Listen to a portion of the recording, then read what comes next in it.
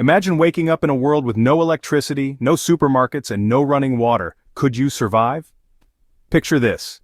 It's the year 1874. Life as we know it is a distant dream. There's no Wi-Fi, no drive-thrus, and forget about Amazon Prime. The only Prime in sight is prime cut steak, and that's if you're lucky enough to catch and butcher your own cow.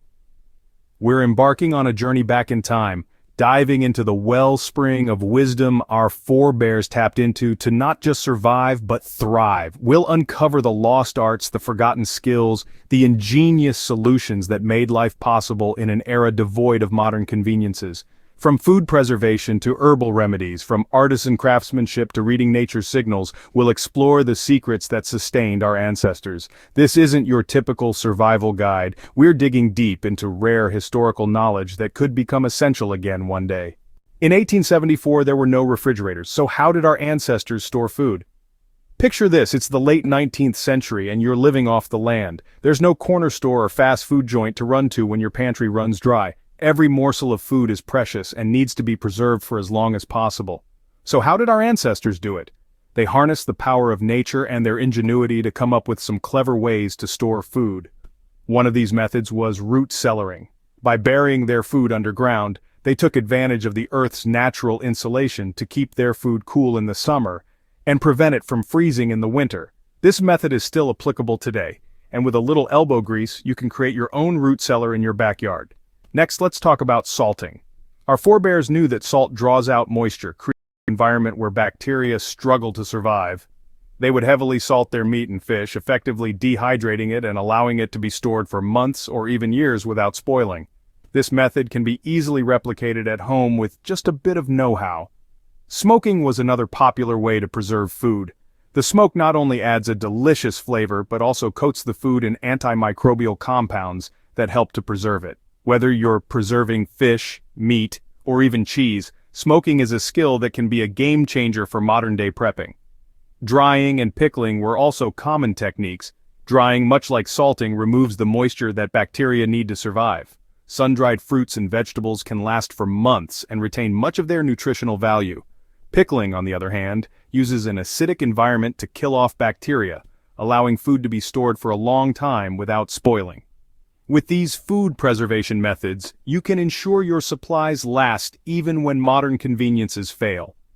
These techniques aren't just historical curiosities, they're practical skills that you can start using today to ensure that you're prepared for whatever the future might bring. Before pharmacies and hospitals existed, our ancestors relied on the power of plants for healing.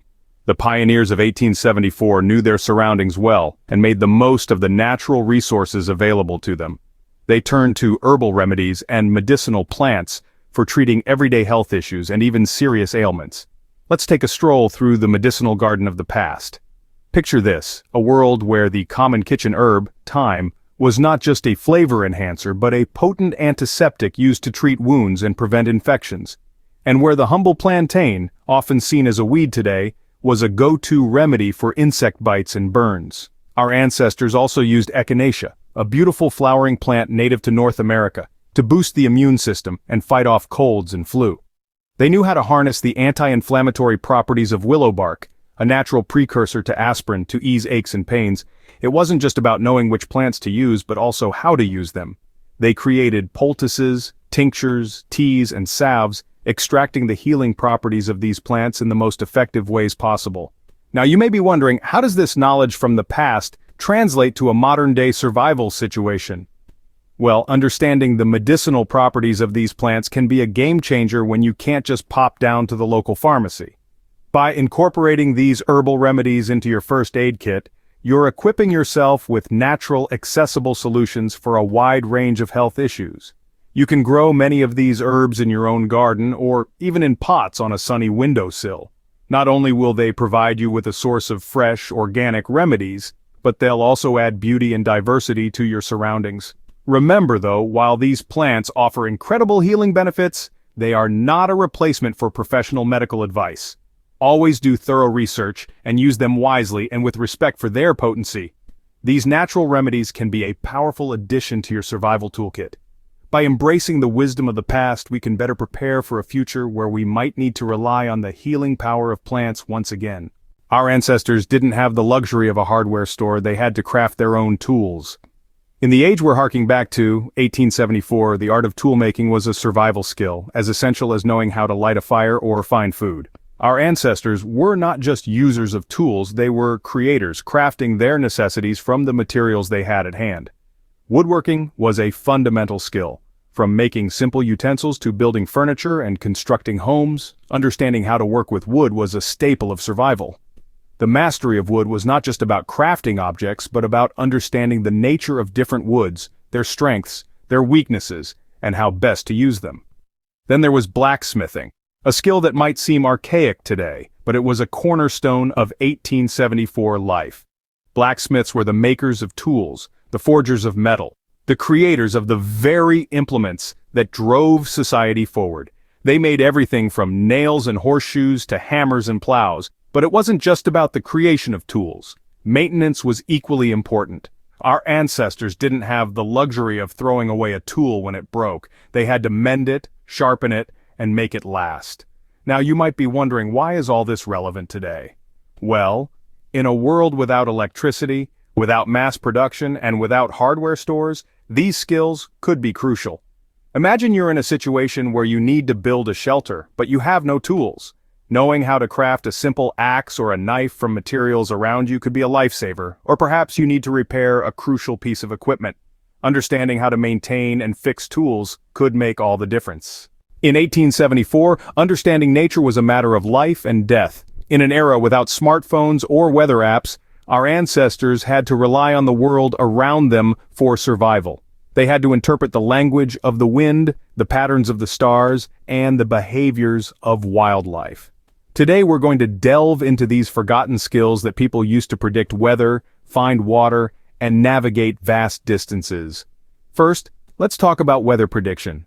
The sky was their weather app, revealing a wealth of information if you knew where to look. Cloud formations, wind direction, even the behavior of birds and insects, these were all signs that could forecast the coming weather. A ring around the moon might spell rain, while a red sunset often signaled a clear day ahead. Reading these signs was crucial to avoid being caught unprepared in a storm or drought. Finding water was another essential skill. The lay of the land often held clues to hidden water sources. Areas with lush vegetation, swarms of insects, or animal tracks were likely to be near water. Even observing the flight paths of birds at dawn or dusk could lead to a water source, as many species fly to and from water at these times. Lastly, navigation was a vital part of survival. Without GPS or even a map, people relied on the stars, the sun, and natural landmarks to find their way. The North Star served as a reliable guide for direction, while the sun's east-to-west path provided a basic orientation. Landmarks like mountains, rivers, or distinctive trees served as points of reference, helping people navigate unfamiliar territory. Understanding and interpreting these natural signs was not just a skill, but a way of life that ensured survival in a world without modern conveniences. With these skills, you'll never be lost, even when all your tech fails. For our ancestors, a successful harvest wasn't just a cause for celebration, it was survival. And while we may not be living in the late 1800s, there's still plenty we can learn from their tried-and-true farming techniques.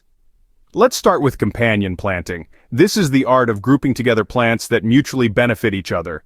For instance, planting tomatoes next to basil not only enhances the flavor of your tomatoes, but the basil also helps to repel pests.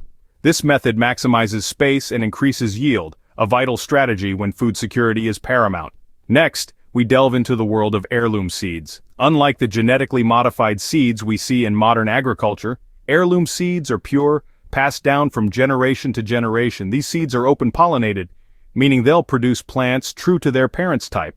This makes saving and replanting seeds year after year a viable strategy, ensuring a continuous food supply. But what good are seeds without fertile soil? Our ancestors knew the importance of soil enrichment techniques. They would add organic material like compost or manure to their fields to improve soil fertility and structure. This not only boosted their crop yields but also helped to maintain the health of their land for future harvests. And let's not forget crop rotation. This practice involves changing the type of crops grown in a particular area each season. It helps prevent the buildup of pests and diseases that can occur when the same plants are grown year after year and can also improve soil fertility. Finally, we have the concept of permaculture, a design system for sustainable living and farming. It's all about working with nature, not against it, to create a self-sufficient ecosystem. This approach minimizes waste, uses resources efficiently, and promotes biodiversity. In essence, these farming techniques from the late 1800s were all about sustainability and self-reliance. They didn't rely on synthetic fertilizers, pesticides, or machinery. Instead, they worked with nature, using what was readily available to them. These age-old farming techniques could be your ticket to self-sufficiency in a crisis. So why not start implementing these methods into your own garden? After all, self-reliance is a skill that never goes out of style. A sturdy shelter can make all the difference when the elements turn against you. In the world of 1874, our ancestors knew this well. They built durable and weather-resistant homes using whatever materials were available to them. Some crafted sod houses, using the very earth beneath their feet to protect them from the harsh weather. Others built log cabins, stacking fallen timber into sturdy walls that could withstand the worst of storms. Each design had its own strengths, and each required a specific set of skills, yet all were built with resilience in mind. They were meant to last, to protect, and to provide a home in the harshest of conditions. Today, we can learn from these historical approaches. We can adapt these construction methods to our own survival scenarios. Whether you're using modern materials or going fully primitive, these lessons from the past can guide your way.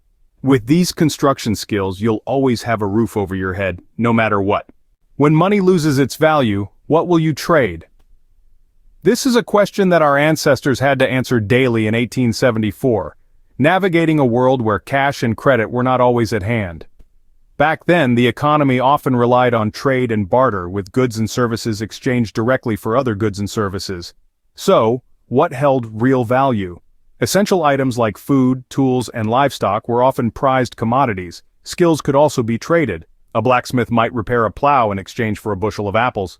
In a future crisis, bartering could become essential again. It's smart to think about what you have to offer in a cashless world. What skills do you have? What goods could you produce? Stockpiling useful items now could give you a head start. Remember, in a time of crisis, it's not just about surviving, it's about thriving. In a cashless world, these bartering skills could be your currency. These historical survival secrets from 1874 are not just fascinating. They're practical skills every prepper should seriously consider mastering. From the lost art of food preservation to the economics of trade and barter, these age-old skills could be the key to survival in a world without modern conveniences.